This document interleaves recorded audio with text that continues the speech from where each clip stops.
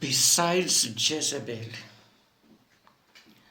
there is another person in the book of Revelation that Jesus is warning believers against heeding his teachings. It seems that this man works in same mission with Jezebel. According to the words of Jesus in the book of Revelation chapter 2, there are people in the church who follow the teachings of Balaam, and there are people in the church who follow the teachings of Jezebel. So Jezebel and Balaam seems to be in the same mission in the church, because Jezebel, calling herself a prophetess, teaches the people of God and misleads them into sexual immorality and the eating of food sacrificed to idols. Balaam did the same in the book of Numbers. He misled Israelites into sexual immorality.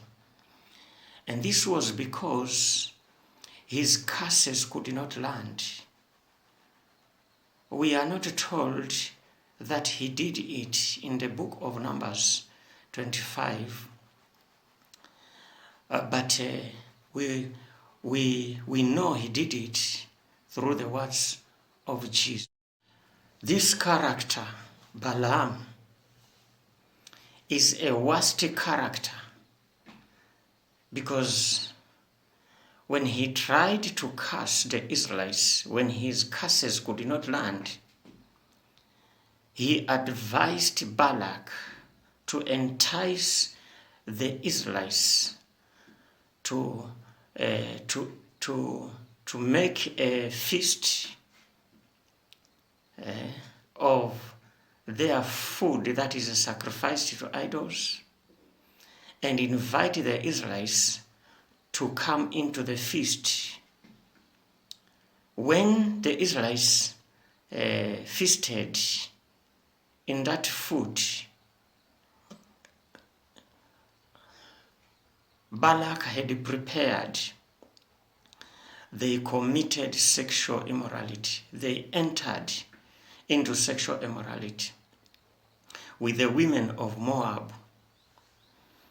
And the grace of God that protected them from the curses was removed, because the favor of God disappeared due to what they did.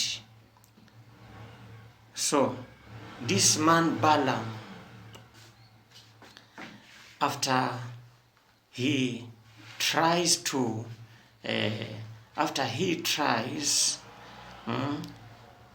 cast a spell on the people of God in the church, when it does not land, when God refutes the curses and he changes them into blessing, the man results in seducing the believers into the feasts of false idols, so that the curses can land. This is not a good spirit. It is a spirit that is also disguising within the church to mislead people. All the teachings in the church that do not rebuke sin and teach people to avoid sinning, those teachings are rendered from the spirit of Balaam. If not the spirit of Balaam, it is the spirit of Jezebel. Remember, the spirit of Jezebel, as we said earlier, the spirit of Jezebel uses women. The spirit of Balaam uses men. So while Jezebelic spirit is for women, Balaam's spirit is for men who disguise themselves into teaching believers to seduce them into sexual immorality. Before they commit sexual immorality, that spirit misleads them into eating food that is prepared for false idols, for false gods. Those are idols. I have a testimony. In 1999, I was a choir master in a certain church. One of my choir members was a woman, and every month she used to go to her homeland to visit her people. When she comes back, we stand on the pulpit to sing. She falls down and we cast out demons. One time, every time she went to her homeland, when she came back, she had to fall down when we started singing. When we started performing on the pulpit. So one day, I had to sit her down and ask her, why does it happen that every time she goes to her homeland, when she comes back, it has to happen to her? Then she told me that she always goes to funeral, that they have a merry-go-round of funerals in their homeland, and she must attend. If she fails to attend, the community will not bury her relatives when they die. That is when I realized that some of the feasts, especially the feasts that are in funerals, are offered to false gods, are offered to demons. Every worship of demon, every worship of idol is rendered to demons according to the Bible. So, it is not good for believers to just attend feasts and go eating foods that have no meaning to them. Funeral foods, funeral feasts are offered to demons because the person is dead. He is not alive. So all the celebrations that are conducted in those funerals, especially those called merry-go-round funerals, are demonic. So it is not good for the believers all the time. Every time when you hear there is a funeral, you go there, you feast, you eat the food there. You see, it is not good. Sometimes it is not good. It is not good. Not that all the foods are offered to idols, but the most of the foods that are in funerals are offered to idols. And it is good for us to protect ourselves against things that are meaningless. It is good for yourself to ask yourself, why go that feast? Why go eating food in funerals? So, I'm just talking about Balaam in cohort with Jezebel in the church, misleading the servants of God, misleading believers. It is good for you to beware that in the end of times, false gods are lifted, are worshipped highly. And it is good for us to keep ourselves safe from the food sacrificed to idols. God bless you. Remember that the aim of the devil is to defile your spirit. When your spirit is defiled, you can hardly see God. So we must keep our spirits from being defiled by useless foods that we are, it is not a must for somebody to eat.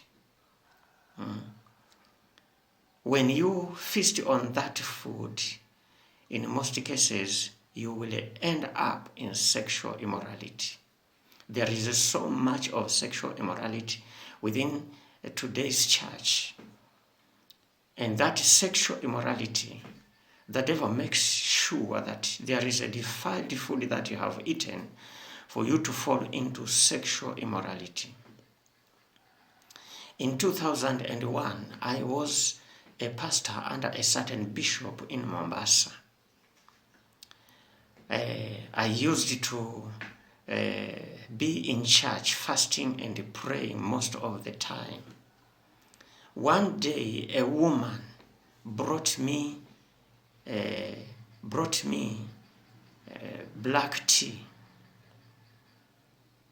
and 2 buns in a dish. She said, "Pastor, I brought this to bless you." So I prayed and I ate the food.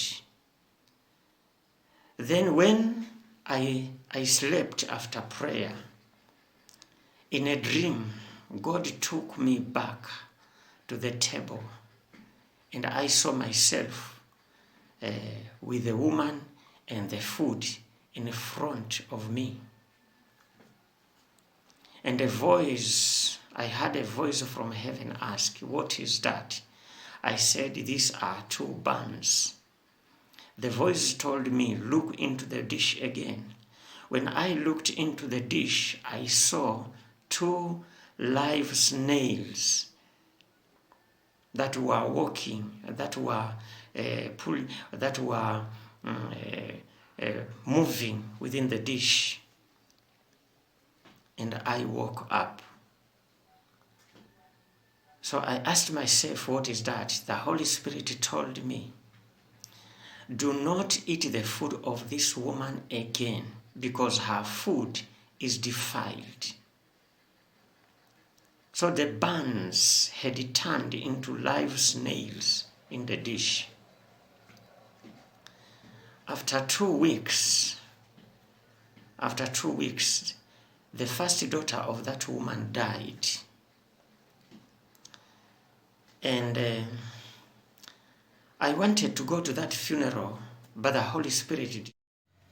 So they buried the woman, and later on, after the burial, I asked one of my evangelists to tell me what killed the lady. And that evangelist told me the lady was a prostitute. She was worrying in the beach, getting money and feeding her mother through the cash. So the girl, being the firstborn, and the woman being a widow, it was the girl who was daily breadwinner to the family. Now I want you to think about that. You are born again, you are a believer in the church, but the one feeding you is a prostitute in the beach, earning and feeding you through the cash. What do you think about such kind of food? That food is defiled. So in those days, I was not aware that a food of a believer can be defiled. But when I was told what killed the lady, the Holy Spirit revealed to me that the food is a defiled food.